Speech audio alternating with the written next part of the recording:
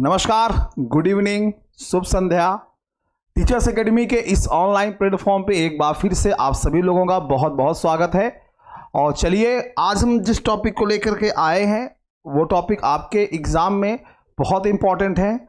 वो सभी छात्र छात्राएँ जो यूजीसी नेट जेआरएफ की तैयारी कर रहे हैं और जून 2024 में उनका एग्ज़ाम है, यानी अगले जो 11 दिसंबर को जो पेपर हुआ पॉलिटिकल साइंस का, उसके बाद अगला टारगेट जिनका जून 2024 का है, उन सभी लोगों के लिए बहुत इंपॉर्टेंट है। तो जैसा कि मैंने इसके पहले अपने कई वीडियो बनाए, प्रैक्टिस सेट का लेके आया था मैं, 8-10 वीडियो आप देखे होंगे, यूट्यूब पे पड़ा हुआ है। फिर मैंने सिलेबस में डिस्कस किया था कि यूजीसी नेट जेआरएफ में पॉलिटिकल साइंस के सिलेबस में कौन कौन सी चीज़ें आती हैं। तो उसमें हमने देखा था कि विचारक, सिद्धांत, संविधान, तुलनात्मक राजनीति, आईआर और लोक प्रशासन जैसे टॉपिक हैं, 6 टॉपिक हैं। तो उसी में से आज एक नया टॉपिक जो आप सभी लोगों के लिए लेकर आया हूं मैं, जिसकी क्लासेस रेगुलर चलेंगे, थ्योरी की क्लासेस अब। तो आज उसी में से एक टॉपिक है जिसका नाम है लोक प्रशासन, पब्लिक एडमिनिस्ट्रेशन। ये टॉपिक, यहाँ से अच्छे खासे प्रश्न आते हैं। आज हम लोक प्रशासन के बारे में बात करेंगे कि लोक प्रशासन का अर्थ क्या होता है, इसकी परिभाषा क्या होती, किसने क्या परिभाषा दी है, इसकी विशेषताएं क्या होती हैं।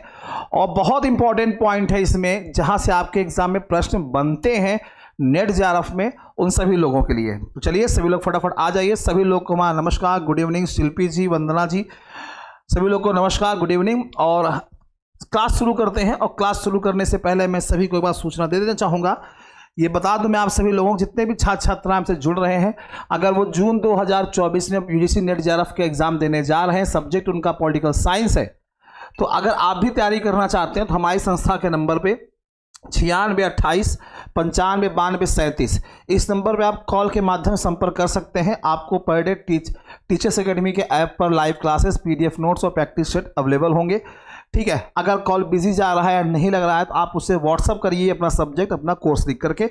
और अगर आप सब्जेक्ट के साथ साथ पॉलिटिकल साइंस के साथ साथ फर्स्ट पेपर भी लेना चाहते हैं तो उसमें आपको डिस्काउंट दिया जाएगा। फर्स्ट पेपर की क्लास जो है फर्स्ट पेपर की जो क्लास है वो आप लोगों की क्लास भी चलती है यूजीसी नेट जेआरएफ की। 20 तारीख से स्टार्ट है क्लास, और पॉलिटिकल साइंस की क्लास आज से थ्योरी की शुरू हो रही है। इसके पहले अपने सिलेबस और प्रैक्टिस सेट देखे थे।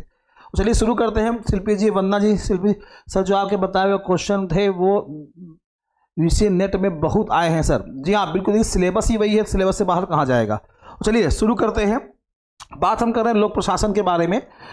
चलिए, यहाँ पे देखिए लिखा हुआ थंबनेल पे आप देख सकते हैं कि फर्स्ट पेपर की बात कर रहा था मैं ना, कि 20 दिसंबर से फर्स्ट पेपर का बैच शुरू हो रहा है, जिसमें 40% का ऑफ दिया गया आपको। तो अगर आप ये फर्स्ट पेपर ज्वाइन करना चाहते हैं, साथ में आपका सब्जेक्ट पॉलिटिकल साइंस है, तो आप दोनों ज्वाइन करेंगे, उसमें आपको छूट दी जाएगी। ठीक है, चलिए, तो ये टॉपिक हमारा लोक प्रशासन का है। देखिए, लोक प्रशासन में शब्द आता है प्रशासन, ब्यूरोक्रेसी शब्द आता है। क्या होता है ब्यूरोक्रेसी का मतलब? आप सभी जानते हैं कि इंग्लिश में इसको नाम देते हैं एडमिनिस्ट्रेशन। क्या नाम देते हैं? एडमिनिस्ट्रेशन, जिसे हम लोग पढ़ते हैं पब्लिक एडमिनिस्ट्रेशन, प्रशासन।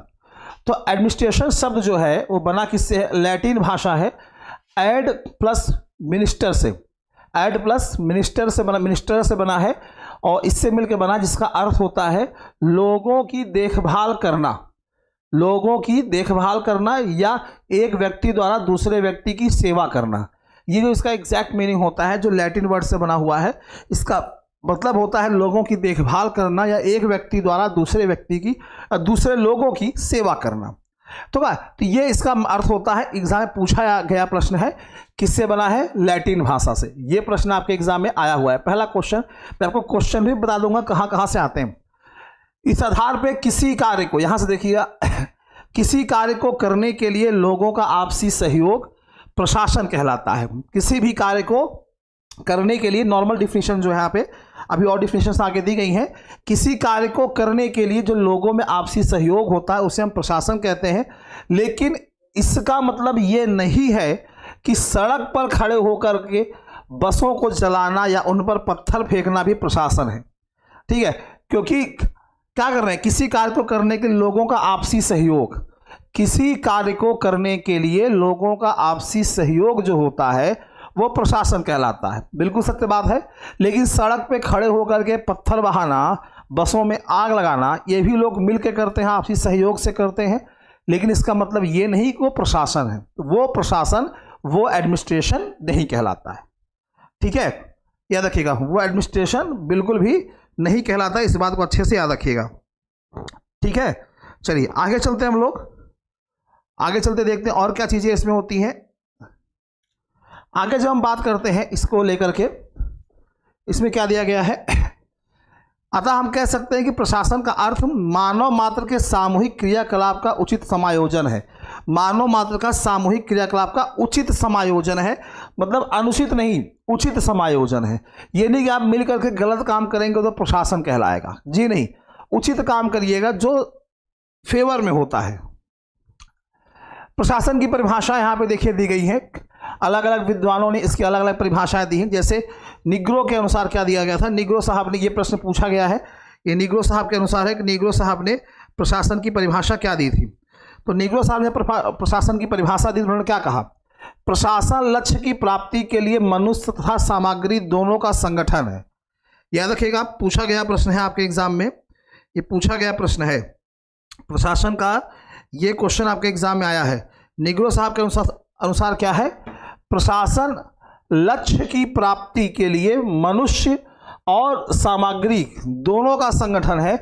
यानी जब आदमी किसी भी लक्ष्य को प्राप्त करता है तो जो लोग होते हैं वो लोग तो होंगे, लेकिन उस लक्ष्य को प्राप्त करने के लिए अन्य जो चीज़ें आवश्यक होती हैं उन सभी चीज़ों का संगठन, लोगों का उन चीज़ों का संगठन जिसके माध्यम से वो लक्ष्य को प्राप्त करते हैं, ये भी क्या कहलाता है, प्रशासन कहलाता है निग्रो साहब के अनुसार। ठीक है, नेट जेआरएफ में पूछा गया क्वेश्चन है। ठीक है, तो डिफिनीशन याद रखिएगा, निग्रो साहब की क्या है डिफिनीशन है, जो आपके लिए बहुत ही ज़्यादा क्या है, इंपॉर्टेंट है। आगे नीचे देखिए एक नया डिफिनीशन दिया हुआ है, आप देख सकते हैं, यही आपके एग्जाम में बहुत पूछा गया है, ये डिफिनीशन भी आपके एग्जाम में बहुत पूछा गया है। जी बिल्कुल शिल्पी जी, ये डिफिनीशन भी आपके एग्जाम में बहुत पूछा गया है। क्या, प्रोफेसर LD वाइट साहब बहुत पूछे गए हैं, वाइट साहब बहुत पूछे गए हैं। क्या कहते हैं, किसी उद्देश्य की प्राप्ति के लिए बहुत से मनुष्यों का निर्देशन, समन्वय और नियंत्रण ही प्रशासन है। सबसे इंपॉर्टेंट है, सबसे इंपॉर्टेंट, इसको वेरी इंपॉर्टेंट लगाइएगा। वाइट साहब अक्सर पूछे आते हैं कि किसी उद्देश्य की प्राप्ति के लिए बहुत से मनुष्यों का निर्देशन, समन्वय तथा नियंत्रण ही क्या कहलाता है, प्रशासन कहलाता है। ठीक है, इस प्रकार हम सिंपल वर्ड में कह सकते हैं क्या, कि पूर्व निर्धारित लक्ष्यों की प्राप्ति के लिए किया जाने वाला कार्य ही क्या है, प्रशासन है। पूर्व निर्धारित, जो पहले से डिसाइड होते हैं कि हम ये काम करेंगे, पूर्व निर्धारित होते हैं, तो जो उन पूर्व निर्धारित कार्यों को करने के लिए जो लक्ष्य होते हैं, उन लक्ष्यों को पाने के लिए जो कार्य करते हैं वही क्या कहलाता है, प्रशासन कहलाता है। और यह प्रशासन सरकारी भी हो सकता है और निजी भी हो सकता है। ठीक है, दोनों हो सकता है। निजी कैसे हो सकता है, जब इसका संबंध घर गृहस्थी से होता है, क्लब से होता है, निगम यानी संस्था, निगम से होता है, तो इसे निजी प्रशासन कहते हैं। क्या कहते हैं, प्राइवेट एडमिनिस्ट्रेशन, निजी या इंडिविजुअल एडमिनिस्ट्रेशन कहते हैं। लेकिन जब इसका संबंध राज्य की गतिविधियों से होता है तो उसे हम क्या कहते हैं, तब उसे हम लोक प्रशासन कहते हैं, पब्लिक एडमिनिस्ट्रेशन कहते हैं। ठीक है, गुड इवनिंग सभी लोग को। हाँ, पीजीटी में भी आएगा, पीजीटी में भी लोक प्रशासन का टॉपिक है, पीजीटी में भी लोक प्रशासन का टॉपिक है शिल्पी जी, बिल्कुल। तो आप देख रहे हैं ना पे, तो प्रशासन क्या होता है, तो प्रशासन के बारे में एक बात ये कही जाती है कि प्रशासन क्या होता है, दो तरीके का है यहाँ पे। ठीक है, प्रशासन क्या है, दो तरीके का है। यानी प्रशासन कैसा होता है, प्रशासन दो तरीके का होता है, एक निजी होता है, एक लोक प्रशासन होता है। जब घर गृहस्थी की बात आती है, क्लब की बात आती है, निगम की बात आती है, तो प्रशासन निजी कहलाता है। लेकिन जब राज्य की गतिविधियों से जुड़े हुए कार्य होते हैं तो उसमें जो प्रशासन होता है वो लोक प्रशासन होता है। तो लोक प्रशासन और निजी प्रशासन में ये डिफरेंस होता है, जिसको आपको अच्छी तरह से याद रखना है। ठीक है, Akanksha Singh ji, very very good evening, स्वागत है सभी लोगों का, बहुत बहुत स्वागत है। चलिए जल्दी फटाफट सब लोग आ जाइए। ठीक, चलिए आगे चले हम लोग। लोक प्रशासन की अवधारणा, ठीक है, तो जब हम लोक प्रशासन की अवधारणा देखते हैं तो लोक प्रशासन शब्द दो शब्दों से मिला है, एक लोक, एक प्रशासन। अतः लोक प्रशासन दोनों शब्दों के अर्थ को अलग अलग समझना होगा, तभी लोक प्रशासन के अर्थ को हम अच्छे से समझ पाएंगे। प्रशासन के अर्थ को जब हम समझते हैं, प्रशासन के अर्थ को हम ऊपर के अनुच्छेद में जान चुके हैं, लोक प्रशासन मतलब ये देखा ना हमने, प्रशासन कि पूर्व निर्धारित लक्ष्यों की प्राप्ति के लिए किए जाने वाला कार्य ही क्या है, प्रशासन है। ये हमने देखा अभी। लोक को जानते हैं कि लोक का मतलब क्या होता है। लोक शब्द जो इस्तेमाल होता है ये सार्वजनिकता का सूचक होता है, सार्वजनिकता का। आप लोग भी इकोनॉमिक्स में इतना पढ़े होंगे 9th-10th के एनसीईआरटी में, चैप्टर नंबर 2 क्लास 10 एनसीईआरटी, उसमें आप लोगों ने पढ़ा है, उसमें दिया हुआ है, उस चीज़ में इस बात का उल्लेख किया गया है कि आप पता है प्राइवेट सेक्टर, पब्लिक सेक्टर और जो इसके अलावा सर्विस सेक्टर होता है। तो जब पब्लिक सेक्टर की बात आती है तो वहाँ पे सार्वजनिक क्षेत्र कहते हैं। तो यहाँ पे लोक का मतलब क्या हुआ, सार्वजनिक, उसका सूचक है। और यह आम आदमी के लिए प्रशासन के द्वार खोलता है, अर्थात जो प्रशासन आम लोगों के लिए हो वह लोक प्रशासन है। जो प्रशासन आम लोगों के लिए होता है वो लोक प्रशासन होता है। जैसे हम लोगों के लिए, हम लोग आम लोग हैं, अब आप लोग वीआईपी लोग होंगे भाई तो हम नहीं कह सकते, ठीक है। तो जो प्रशासन आम लोगों के लिए होता है वह लोक प्रशासन होता है। प्रशासन व्यक्तिगत और सार्वजनिक दोनों प्रकार का हो सकता है, लेकिन लोक प्रशासन कभी भी व्यक्तिगत नहीं होता। ध्यान दीजिएगा मेरी बात। ये प्रश्न पूछता है कि प्रशासन सिर्फ पूछेगा आपसे, तो आप कह सकते हैं कि प्रशासन व्यक्तिगत भी हो सकता है, प्रशासन सार्वजनिक भी हो सकता है, दोनों प्रकार का हो सकता है, लेकिन लोक प्रशासन जो होता है वो कभी भी व्यक्तिगत नहीं हो सकता। ठीक है, याद रखिएगा। प्रशासन जो होता है वो व्यक्तिगत भी हो सकता है, सार्वजनिक भी हो सकता है, लेकिन जब लोक प्रशासन की बात आती है तो लोक प्रशासन जो होता है वो व्यक्तिगत नहीं हो सकता है। ठीक है, इस चीज को अच्छे से याद रखिएगा। अतः साधारण शब्दों में सरकारी कार्यों के प्रशासन को लोक प्रशासन कहते हैं। याद रखिएगा इस चीज को। ठीक, इतना क्लियर हो गया आप लोगों को। ये सारी अवधारणाएं हैं। ठीक है, बहुत से लोग सोचते हैं प्रशासन की बात कर रहे हैं तो सार्वजनिक ही होगा। नहीं, प्रशासन शब्द का मतलब सिर्फ सार्वजनिक नहीं होता है, प्रशासन शब्द का मतलब व्यक्तिगत भी होता है, लेकिन लोक प्रशासन क्या होता है वो व्यक्तिगत नहीं हो सकता है। लोक प्रशासन के दो अर्थ बताए गए हैं, एक संकुचित बताया गया है, एक व्यापक बताया गया है। संकुचित अर्थ और व्यापक अर्थ दोनों की बात करें तो संकुचित अर्थ के अनुसार क्या कहता है कि लोक प्रशासन का संबंध केवल कार्यपालिका तक ही सीमित होता है। कार्यपालिका मतलब एग्जीक्यूटिव, जो नियम कानून को लागू करती है, जो नियम कानून, जैसे हमारे 3 चीज होती है, विधायिका, कार्यपालिका और न्यायपालिका। तो कार्यपालिका का जो प्रशासन, लोक प्रशासन का संबंध जो है कार्यपालिका तक सीमित होता है, जिसे हम लोग क्या कहते हैं, संकुचित अर्थ में। और दूसरी तरफ लोक प्रशासन के व्यापक अर्थ के अनुसार लोक प्रशासन का सरकार के तीनों अंगों से, ठीक है, विधायिका, ठीक है, विधान पालिका बोलते हैं, विधायिका, कार्यपालिका और न्यायपालिका, इन तीनों से होता है। तो 3 शब्द आए हैं। विधायिका, तो विधायिका का जो मतलब होता है डियर, जो विधि का निर्माण करते हैं, जो कानून का निर्माण करते हैं, जैसे हमारे यहाँ संसद हो गया, राज्य विधानमंडल हो गया। कार्यपालिका क्या होता है, कार्यपालिका जो होता है एग्जीक्यूटिव, जो इस विधि, इस कानून को क्या करते हैं, लागू करते हैं। और न्यायपालिका क्या होता है, न्यायपालिका के बारे में जब हम बात करते हैं तो न्यायपालिका एक स्वतंत्र संस्था होती है, इनका इस दोनों पर नियंत्रण होता है, कि देखती है कि विधायिका सही से विधि का निर्माण कर रही है कि नहीं कर रही है, न्यायपालिका ठीक से उसे लागू कर रही है, कार्यपालिका उसे ठीक से लागू कर रही है कि नहीं कर रही है, इन चीज़ों को। तो लोक प्रशासन का 2 अर्थ होते हैं, संकुचित और व्यापक।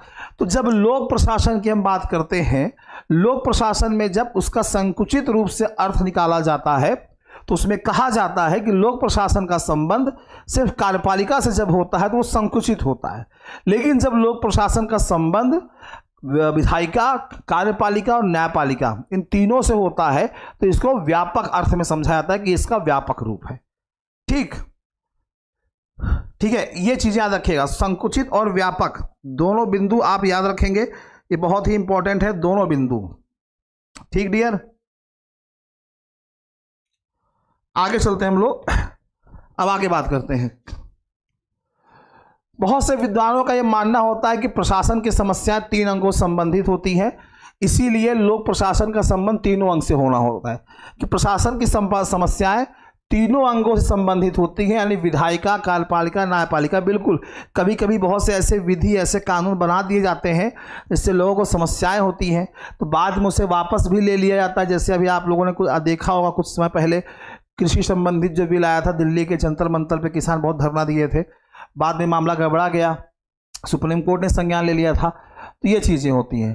तो तीनों अंगों से बहुत सारी समस्याएं आती हैं, इसीलिए इसका संबंध तीनों अंगों से होना चाहिए। ठीक है। अब लोक प्रशासन की परिभाषा यहाँ पे और एक सज्जन पुरुष ने दिया है। किसने दिया है? विलोबी साहब ने। विलोबी साहब ने क्या कहा है कि लोक प्रशासन उस कार्य का प्रतीक है जो सरकारी कार्यों के वास्तविक संपादन से संबंधित है। लोक प्रशासन क्या है? उस कार्य का प्रतीक है जो सरकारी कार्यों के वास्तविक संपादन संबंधित है। सरकारी जो कार्य हो रहे हैं उसका संपादन वास्तविक रूप से हो रहा है कि नहीं हो रहा है, कि खाली कागजे पे लिख दे रहे हैं कि हाँ हो गया, वास्तविक तरीके से उसका संपादन हो रहा है कि नहीं हो रहा है, जनता के बीच में जा रहा है कि नहीं जा रहा है, विलोबी साहब ने कहा था। तो इस आधार पर हम कह सकते हैं कि लोक प्रशासन सार्वजनिक हित की प्राप्ति के लिए मनुष्य और अन्य भौतिक साधनों का संगठित प्रयास है। ठीक है। और इसका संबंध किससे होता है? उन कार्यों से होता है जो मनुष्य के विकास और मनुष्य के कल्याण के लिए किए जाते हैं। सही बात है। पब्लिक एडमिनिस्ट्रेशन में देखिए ना, जब आप बहुत से ऐसे लोग काम करते हैं, यूपीएससी रैंक के ऑफिसर्स होते हैं जो ब्यूरोक्रेसी के अंतर्गत आते हैं, आईएएस आईपीएस ये लोग आते हैं, और ये लोग क्या काम करते हैं? पब्लिक के, लोगों के कल्याण के लिए, लोगों के विकास के लिए ही कार्य करते हैं। ठीक है। लोक प्रशासन में लोक प्रशासन की विशेषताएं क्या होती हैं? चलिए हम यहाँ पे पॉइंट वाइज बात करेंगे कि लोक प्रशासन के क्या विशेषताएं होती हैं, क्या उसके लक्षण होते हैं, क्या उसकी कैरेक्टरिस्टिक्स होते हैं। पहला लिखा है, लोक प्रशासन का संबंध है सार्वजनिक समस्याओं से है। लोक प्रशासन का संबंध सार्वजनिक समस्याओं से होता है, कि एक बंदे की समस्या का समाधान करना नहीं है, एक बंदे की समस्या का समाधान करना नहीं। सार्वजनिक शब्द इस्तेमाल किया गया है, इसका मतलब ये सभी लोगों की समस्याओं का समाधान करने से, यानी इसका संबंध जो होता है सभी लोगों से होता है, सिर्फ एक व्यक्ति से इसका संबंध नहीं होता, सभी लोगों से क्या होता है? इसका संबंध होता है। तो लोक प्रशासन का संबंध क्या है? सार्वजनिक समस्याओं से है। लोक प्रशासन सार्वजनिक हित की प्राप्ति के लिए मनुष्य और अन्य भौतिक साधनों का संगठित प्रयास है। ठीक है। लोक प्रशासन मनुष्य और अन्य भौतिक साधनों, भाई मनुष्य किसी न किसी साधन का इस्तेमाल करके ही समस्याओं का समाधान करेगा। लोक प्रशासन में तमाम अधिकारी आएंगे। तो ये इसकी दूसरी विशेषता है। लोक प्रशासन का उद्देश्य निश्चित नियमों के अनुसार सरकारी कार्यों का निर्देशन और उसका संचालन करना है। लोक प्रशासन का मतलब क्या है? कि निश्चित नियमों के अनुसार, कि जो नियम है उन्हीं नियमों के अनुसार, नियमों का उल्लंघन आपको नहीं करना है कि आप नियम कानून से बाहर हैं। जी नहीं, आप नियम कानून से बाहर नहीं हैं। लोक प्रशासन का मतलब क्या होता है? कि आप नियमों के अनुसार सरकारी कार्यों का निर्देशन करेंगे, उसका संचालन करेंगे, ये चीज़ें बताई जाती हैं। ये इसकी विशेषता हो गई। उसके अलावा लोक प्रशासन का संबंध सरकार की नीतियों को लागू करने से है। बिल्कुल है, बिल्कुल है। सरकार की, अब सरकार नीतियां बनाती है, नीतियां मतलब पॉलिसीज, और उन पॉलिसियों को लागू करना। जैसे विधायिका है, विधायिका कानून को बनाती है। विधायिका में हमारे यहाँ संसद आ गया, राज्य का विधानमंडल आ गया। अब संसद ने कानून बना दिया, विधायिका ने कानून बना दिया, तो जब कार्यपालिका उसे लागू करेगी तो इस बात का उल्लेख आप क्लास 9th की एनसीईआरटी में सिविक्स में chapter number 4 working of institution, संस्थाओं के कामकाज में देख सकते हैं कि वहाँ पे कार्यपालिका को दो भागों में डिवाइड किया गया है, एक शासकीय है और एक प्रशासनिक है। तो प्रशासनिक में उसमें लिखा है कि जो प्रशासनिक कार्यपालिका होती है उसमें ये यूपीएससी ऑफिसर्स आते हैं, आईएएस पीसीएस रैंक के जो ऑफिसर होते हैं ये आते हैं, और कार्यपालिका का उद्देश्य क्या होता है? नीतियों को लागू करना।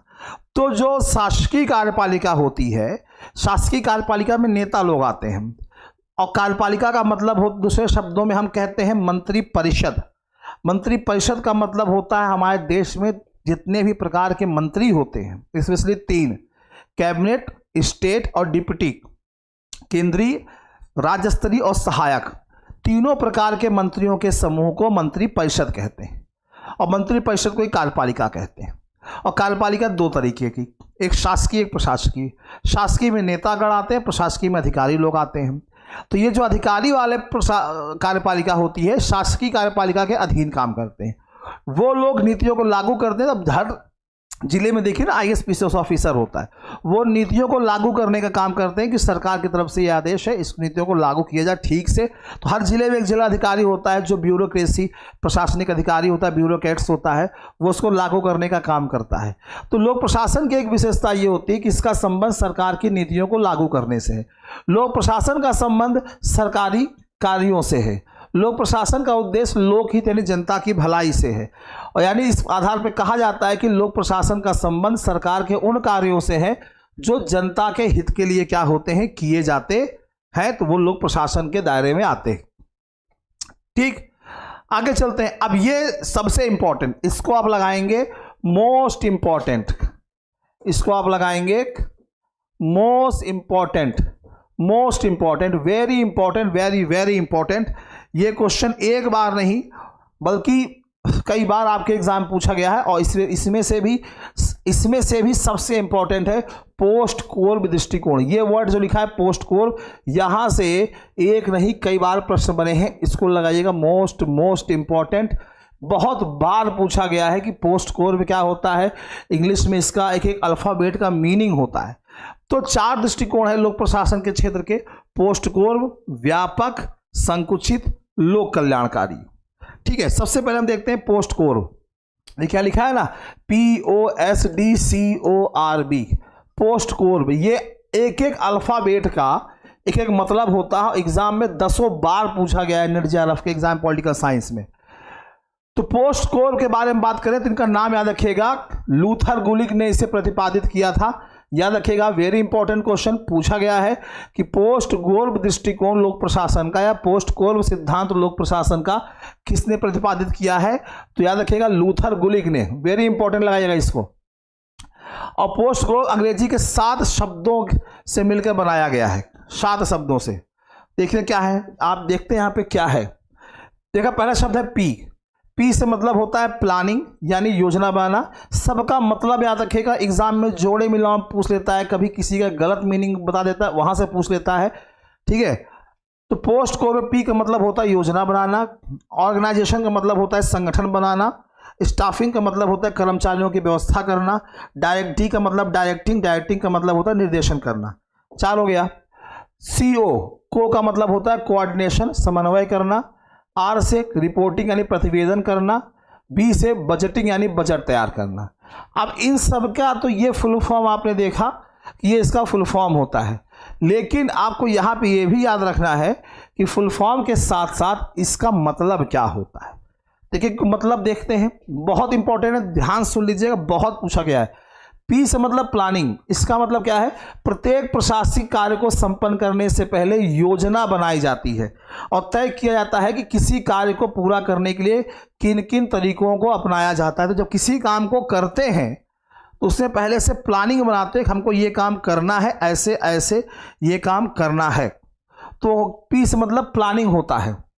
फिर दिया है O का मतलब होता है ऑर्गेनाइजेशन, ऑर्गेनाइजिंग। योजना बनाने के बाद क्या होता है, योजना बनाने के बाद, तो योजना बनाने के बाद क्या होता है, संगठन का निर्माण किया जाता है। ऑर्गेनाइजेशन का मतलब होता है संगठन, और इसमें अधिकारी वर्ग होता है जो इस पूरा इसमें होते हैं और वही कार्यों को क्या करते हैं, निर्धारित करते हैं, उन्हीं के द्वारा कार्यों को निर्धारित किया जाता है। तो ऑर्गेनाइजेशन होता है, इसमें सारे ब्यूरोक्रेट्स होते हैं, सारे अधिकारी होते हैं। पहले से P का मतलब प्लानिंग, कि पहले से किसी काम को करना है तो उसके लिए प्लानिंग की जाती है।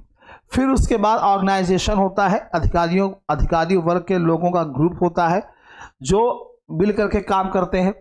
फिर होता है S स्टाफिंग।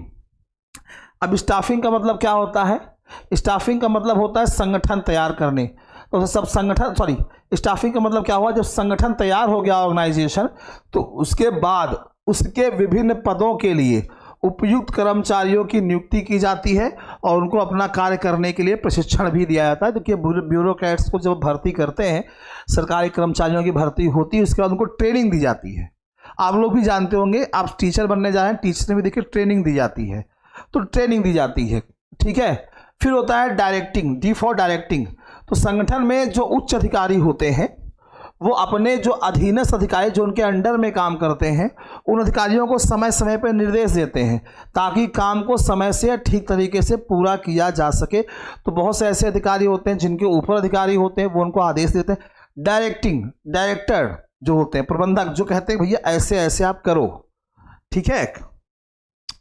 फिर डी के बाद क्या आता है? सीओ। सीओ का मतलब है कोऑर्डिनेशन। तो संगठन में बहुत सारे कोऑर्डिनेशंस होते हैं, यानी अनेक विभाग में उप विभाग भी होते हैं। संगठन में विभाग तो होते हैं, उप विभाग भी होते हैं, और उच्च अधिकारी उन सभी विभागों और उप विभागों में तालमेल बैठाता है। इसी को बोलते हैं कोऑर्डिनेशन यानी समन्वय। बहुत से डिपार्टमेंट में, आप एजुकेशन डिपार्टमेंट से जुड़ेंगे, कोई डिफेंस से जुड़ेगा, कोई किसी डिपार्टमेंट से जुड़ेगा। तो जब डिपार्टमेंट से जुड़ेंगे तो उसमें एक विभाग नहीं होते, विभागों में भी उप विभाग होते हैं। तो हर एक दूसरे के बीच में समन्वय, कोऑर्डिनेशन बना रहे, इस चीज़ को ध्यान में रखा जाता है कि उच्च अधिकारी देखते हैं कि भैया कहीं विभागों और उप विभागों में मतभेद तो नहीं हो रहा है, आपस में समन्वय बना के काम चलना चाहिए, ठीक है। फिर होता है रिपोर्टिंग। जब प्रशासकीय प्रक्रिया का एक विशेष अंग होता है रिपोर्ट देना, तो इसके अंतर्गत जो कार्य हो रहे हैं उस कार्य की प्रगति के संबंध में सूचनाएं दी जाती हैं कि हाँ हम ये काम कर रहे हैं, कहाँ तक इसमें ग्रोथ हुआ है, वृद्धि हुई है, कहाँ तक हमसे प्रगति कर चुके हैं, कहाँ पहुँचे हैं। तो आपको रिपोर्ट देनी होती है सभी लोगों को, रिपोर्टिंग। फिर उसमें होता है बजटिंग, बी फॉर बजटिंग। तो संगठन में किसी कार्य को करने के लिए पहले से निर्धारित कर दिया जाता है कि भैया इसमें कितना पैसा खर्चा किया जाना है। तो बी फॉर बजटिंग, भाई किसी भी काम को करेंगे, किसी भी चीज़ को जो हम करेंगे तो उसके लिए बजट तो होना चाहिए, जेब में पैसा तो होना चाहिए। जब पैसा ही नहीं होगा तो हम कैसे निर्धारित करेंगे कि क्या काम होगा। तो बजटिंग का होना बहुत ज़रूरी है। आप घर का बजट देखिए, बहुत से लोग होते हैं मैनेज करके चलते हैं, बहुत से लोग टेंशन नहीं लेते, होगा जैसे होगा देखा जाएगा। और बहुत से लोग बजट बना के चलते हैं कि महीने में इतना राशन का खर्चा आएगा, इतना इसका खर्चा आएगा। तो बजटिंग का रोल जो होता है बहुत ज़्यादा होता है लोक प्रशासन में। पोस्ट कोर में जो लास्ट वाला वर्ड आता है बी, बजटिंग, बहुत इंपॉर्टेंट होता है। किसी भी काम को करने के लिए तय कर लिया जाता है पहले से कि कितना पैसा इसमें लगेगा। आप लोग भी घर में जब कोई काम करते होंगे, ठीक है, कि घर बनवा रहे हैं, मकान बनवा रहे हैं, प्लस्तर करवा रहे हैं, पेंट करवा रहे हैं, टाइल्स लगा रहे हैं, या महीने का खर्चा निकाल रहे हैं, तो आप लोग ही बजट बनाते होंगे कि इतने में हो जाएगा, ठीक है। थोड़ा बहुत आगे पीछे हो जाता है। पोस्ट कोर में क्या हो गया, ठीक है, पोस्ट कोर क्या होता है, ये बहुत इंपॉर्टेंट चीज होती है, ठीक। तो पोस्ट कोर वाला फार्मूला बहुत पूछा गया एग्जाम में, याद रखिएगा, एक बार नहीं कई मर्तबा पूछा गया है। आगे चलते हैं हम लोग। तो इसके अनुसार हम क्या कह सकते हैं, यहां पे लिखा है। तो ये हो गया पोस्ट कोर। फिर हमने क्या देखा था, हमने देखा था लोक प्रशासन के क्षेत्र में पोस्ट कोर दृष्टिकोण, फिर देखा था व्यापक दृष्टिकोण। अब हम आते हैं व्यापक दृष्टिकोण में। इसी के नीचे हेडिंग लिखी हुई है व्यापक दृष्टिकोण, देखिए ये लिखा हुआ है यहाँ पे व्यापक दृष्टिकोण। अब व्यापक दृष्टिकोण क्या होता है, इसके अनुसार लोक प्रशासन का संबंध, हमने पहले बात की कि लोक प्रशासन का संबंध सरकार के तीनों अंगों से, कार्यपालिका, विधानपालिका और न्यायपालिका, इन तीनों से है। और एग्जाम में प्रश्न पूछा है कि इसके समर्थक कौन कौन है, देखिए नाम लिख लीजिएगा, ठीक है। फिकनर साहब हैं, FM मार्क्स हैं, LD वाइट साहब हैं। LD वाइट साहब को वेरी इंपॉर्टेंट लगाइएगा, बहुत बार पूछेगा, इनकी डिफिनीशन ही पूछी गई है। और ये लोक प्रशासन के व्यापक दृष्टिकोण के समर्थक माने जाते हैं।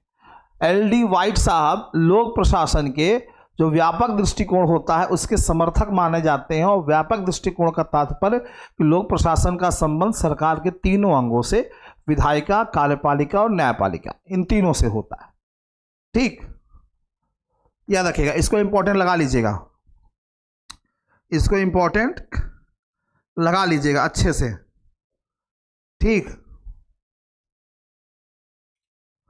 आगे चलते हैं हम लोग। फिर और इसके अनुसार लोक प्रशासन में सभी क्रियाकलाप शामिल होते हैं जिनका उद्देश्य लोक नीति को पूरा करना है, पब्लिक पॉलिसी को पूरा करना है। फिर यहाँ पे आता है संकुचित दृष्टिकोण। इसके अनुसार लोक प्रशासन का संबंध केवल कार्यपालिका से होता है, अभी हमने बात किया है। और इसके समर्थक में देखिए वेरी इंपॉर्टेंट, मोस्ट इंपॉर्टेंट नाम आ रहा है लूथर गुलिक साहब का। लूथर गुलिक साहब का नाम आ रहा है जिन्होंने पोस्ट कोर थ्योरी दी थी, जिन्होंने पोस्ट कोर थ्योरी दी थी, ठीक है। ये संकुचित दृष्टिकोण, लोक प्रशासन के संकुचित दृष्टिकोण के समर्थक माने जाते हैं और इसके अंतर्गत मुख्यतः 5 चरण आते हैं।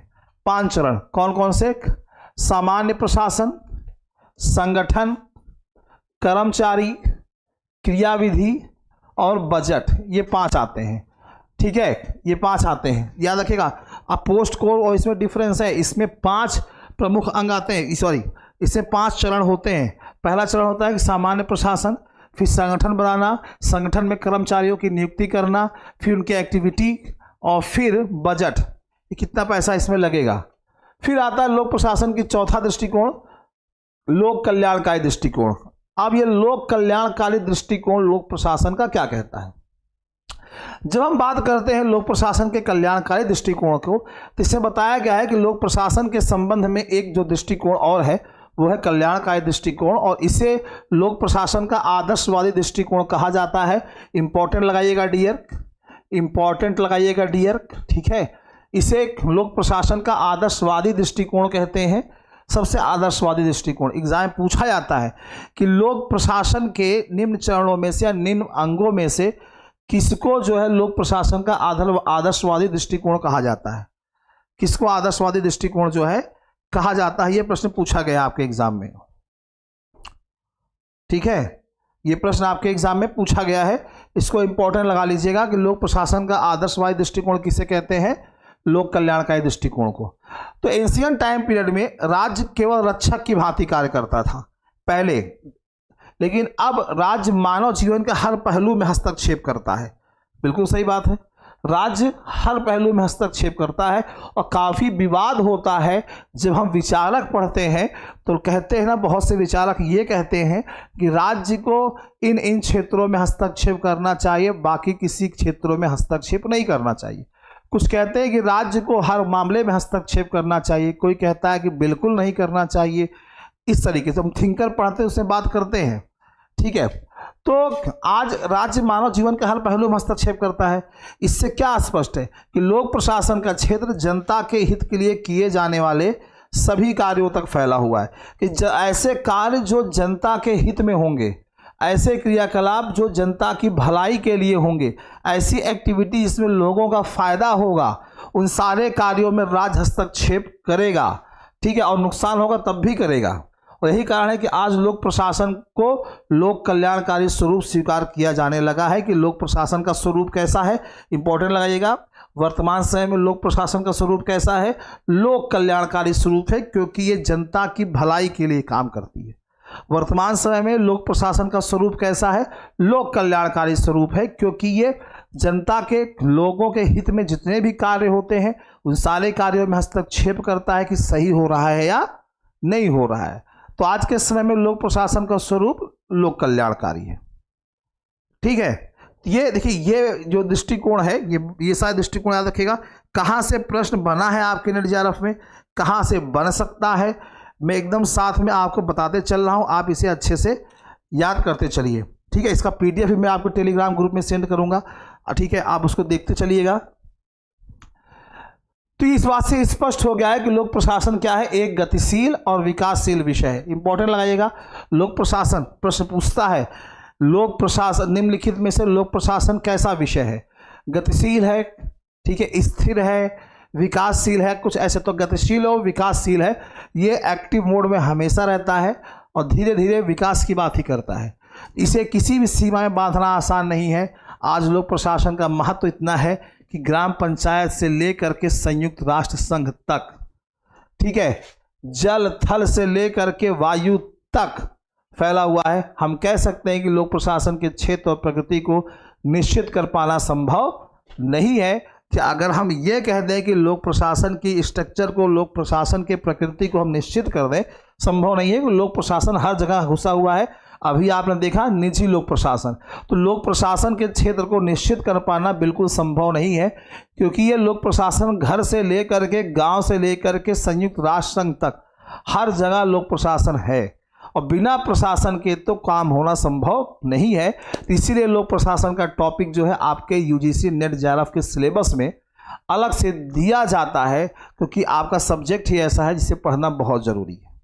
तो ये लोक प्रशासन संबंधी जितने मैंने आपको जो बातें बताई, एक बार फिर से बैक आते हैं और इन सही बिंदुओं पे आपको हम बताते हैं कि क्वेश्चन कहाँ कहाँ से बनते हैं, कैसे बने हैं, देख लीजिएगा। सबसे पहले हम बात यहाँ पे करते हैं लोक प्रशासन में। सबसे पहले बात करते हैं, इसको लैटिन भाषा में एडी और मिनिस्ट्रस दो शब्दों से मिलकर बना है। उसका मीनिंग क्या है, ये दूसरा प्रश्न बना हुआ है आपके एग्जाम में। ये दूसरा प्रश्न बना हुआ है आपके एग्जाम में, अच्छे से याद रखिएगा, दूसरा प्रश्न है ये, ठीक है। उसके बाद लोक प्रशासन में प्रोफेसर एल.डी. वाइट की डिफिनीशन वेरी इंपॉर्टेंट है। तीसरा क्वेश्चन बना हुआ है आपके एग्जाम में, बहुत इंपॉर्टेंट है, बहुत बार पूछा गया है। उसके बाद निजी और जो सरकारी, निजी और लोक प्रशासन, तो इसे पूछेगा घर गृहस्थी का प्रशासन का संबंध किससे है, निजी प्रशासन से, लोक प्रशासन से, किससे है, इस तरह से। तो ये लोक प्रशासन और निजी प्रशासन आपको जो है याद रखना, निजी वो लिखा हुआ है, निजी प्रशासन। फिर उसके बाद दो शब्दों से मिलकर बना है, दोनों का अर्थ अलग अलग समझा। प्रशासन हमने देखा कि प्रशासन का मतलब क्या होता है, पूर्व निर्धारित लक्ष्यों की प्राप्ति के लिए किए जाने वाला कार्य प्रशासन होता है। फिर लोक का मतलब क्या होता है, सार्वजनिकता। एग्जाम में प्रश्न पूछता है कि लोक किसका सूचक है, सार्वजनिकता का, निजता का, या दोनों का, दोनों का नहीं, तो सार्वजनिकता का सूचक है लोक प्रशासन में लोक शब्द, ठीक है, याद रखिएगा।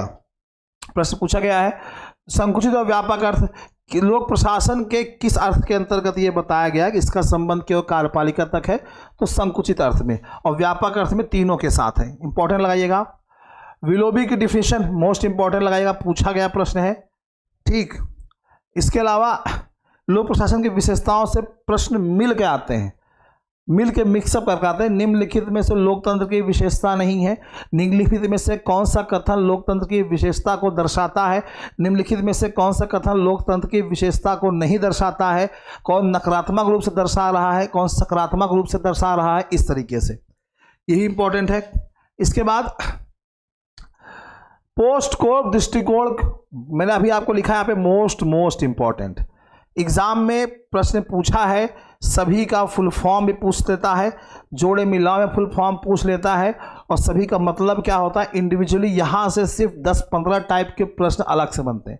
पी का मतलब क्या है, ओ का मतलब क्या है, निम्नलिखित में से किसका मीनिंग गलत लिखा है, जोड़े मिलाओ, कौन आमने सामने सही है, इस तरीके से। और पोस्ट कोड थ्योरी किसने दी थी, लूथर गुलिक साहब ने दी थी, बहुत इंपॉर्टेंट है, 7वां 8वां प्रश्न हो गया, बहुत पूछा गया है, ठीक है, बहुत ज़्यादा पूछा गया है। उसके बाद व्यापक दृष्टिकोण लोक प्रशासन का, जिसमें तीनों के साथ संबंध होता है, कार्यपालिका, विधायिका, न्यायपालिका। संकुचित में सिर्फ कार्यपालिका के साथ होता है, लूथर गुलिक साहब इसके समर्थक थे, इसको मोस्ट इंपॉर्टेंट लगाइएगा। और इसमें एल.डी. वाइट साहब का, व्यापक दृष्टिकोण में एल.डी. वाइट साहब का नाम। यहाँ से प्रश्न उठा के पूछता है, यहाँ से प्रश्न क्या करता है आपके एग्जाम में उठा करके पूछता है, जो आपके एग्जाम के पॉइंट ऑफ व्यू से बहुत ही ज़्यादा क्या है, इंपॉर्टेंट है। जी बिल्कुल। तो ये लोक प्रशासन, उसका दृष्टिकोण व्यापक, संकुचित और पोस्ट कोड का मतलब ये हमने देखा, ठीक है। तो आज यहाँ पहली क्लास थी लोक प्रशासन को लेकर के, जिसको मैंने सिर्फ अभी इतने टाइम तक लिया, 40 मिनट तक। कल से आप लोगों का क्लास, आप तो सिर्फ जानकारी के लिए बताने आया था कि थ्योरी क्लास शुरू है, तो सिर्फ बता के जाना उचित नहीं था, हमने कहा छोटा सा टॉपिक आप लोगों को पढ़ाया जाए। कल से आप लोगों की क्लास चलेगी यूट्यूब पे, दोपहर में 3-3:15 बजे यूट्यूब पे लाइव रहेगी, 3 से 3:15 के बीच में लाइव हो जाएगी, और आपकी क्लास चलेगी 4:30 से लेकर 5 बजे तक। तो आप सभी लोगों को इस बात की सूचना मैं दे रहा हूँ। जो भी छात्र छात्राएँ जून 2023 को टारगेट में रख के चल रहे हैं, सर मेरा एग्ज़ाम जून 2023 में है, ठीक है, जून 2024 में आप देने जा रहे हैं यूजीसी नेट JRF देने का एग्ज़ाम देने जा रहे हैं। आपका सब्जेक्ट अगर पॉलिटिकल साइंस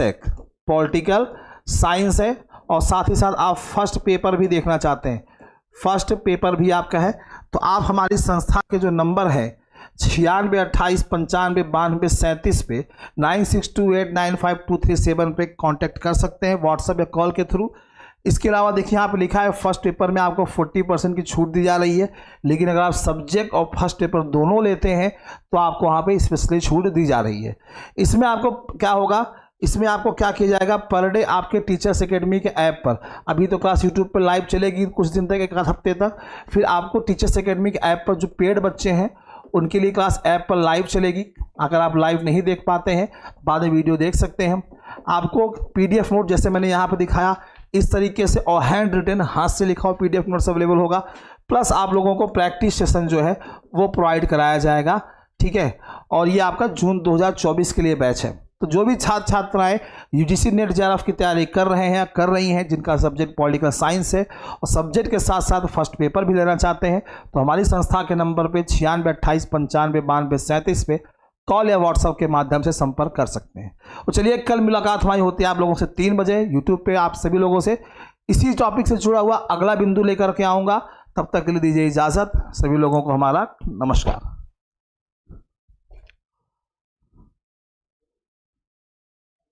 धन्यवाद, धन्यवाद शिल्पी जी।